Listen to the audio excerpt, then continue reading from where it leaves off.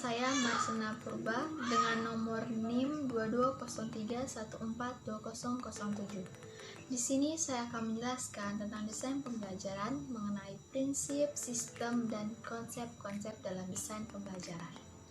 Yang pertama itu kita memasuki tentang prinsip-prinsip desain pembelajaran. Nah, di sini menurut Philbeck dalam Superman 2001, prinsip-prinsip desain pembelajaran itu ada 12.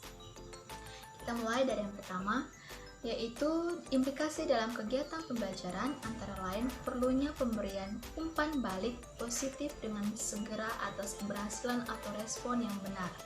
Yang kedua, di sini menjelaskan bahwa perilaku tidak hanya dikontrol oleh akibat dari respon, tetapi juga di bawah pengaruh kondisi atau tanda-tanda yang terdapat dalam lingkungan peserta didik.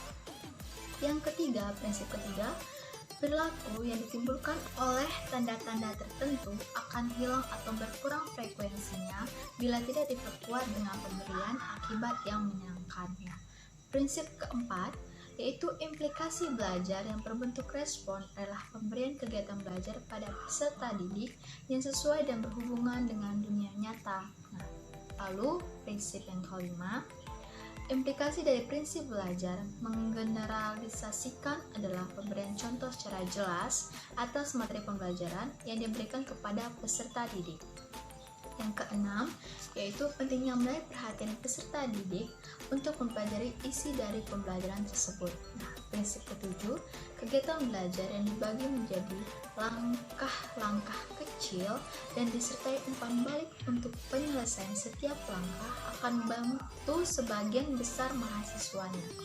Nah, lalu yang kedelapan, prinsip kedelapan, penggunaan media dan metode pembelajaran yang dapat menggambarkan materi yang kompleks. Lalu yang kesembilan, perumusan tujuan umum pembelajaran dalam bentuk hasil belajar agar dapat dianalisis menjadi tujuan yang lebih khusus.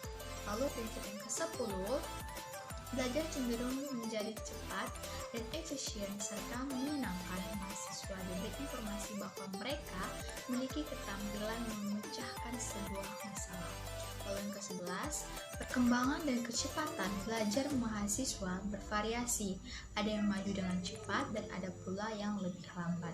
Lalu prinsip terakhir yaitu prinsip ke-12, pemberian bagi peserta didik untuk memilih waktu, cara, dan sumber yang sudah ditetapkan. Lalu kita lanjut ke sistem-sistem dalam desain pembelajaran.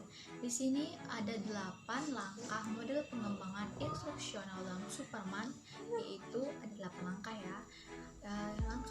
Langkah pertama yaitu mengidentifikasi kebutuhan instruksional dan menulis tujuan dari instruksional umum tersebut.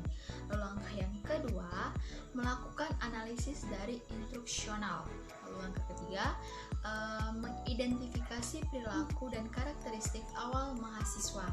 Lalu masuk ke langkah keempat, yaitu menulis tujuan dari instruksional khusus. Langkah kelima, menulis tes acuan patokan. Yang keenam, menyusun strategi instruksional. Lalu langkah yang ketujuh, mengembangkan bahan instruksional. Dan langkah yang terakhir atau yang kedelapan, mendesain dan melaksanakan evaluasi formatif yang termasuk dalamnya kegiatan itu untuk merevisi. Nah, itulah tadi 8 langkah dalam sistem desain pembelajaran. Lalu kita masuk ke dalam konsep-konsep desain pembelajaran. Rumusan konsep desain pembelajaran adalah cara untuk mencapai tujuan pembelajaran. Desain pembelajaran sebagai cara dalam menyampaikan sebuah bahan ajar. Desain pembelajaran sendiri itu sebagai rangkuman dalam merencanakan pendidikan. Desain pembelajaran sendiri juga dapat dimaknai dari berbagai sudut pandang, misalnya sebagai disiplin, ilmu, sistem, dan proses. Lalu di sini disiplin itu sama dengan penelitian dan teori. Ilmu tadi menciptakan spesifikasi pelaksanaan dan penilaian. Lalu sistem itu sama dengan prosedur untuk meningkatkan mutu belajar. Nah, sekian penjelasan mengenai prinsip, sistem, serta konsep-konsep dalam desain pembelajaran. Jika ada kata yang salah atau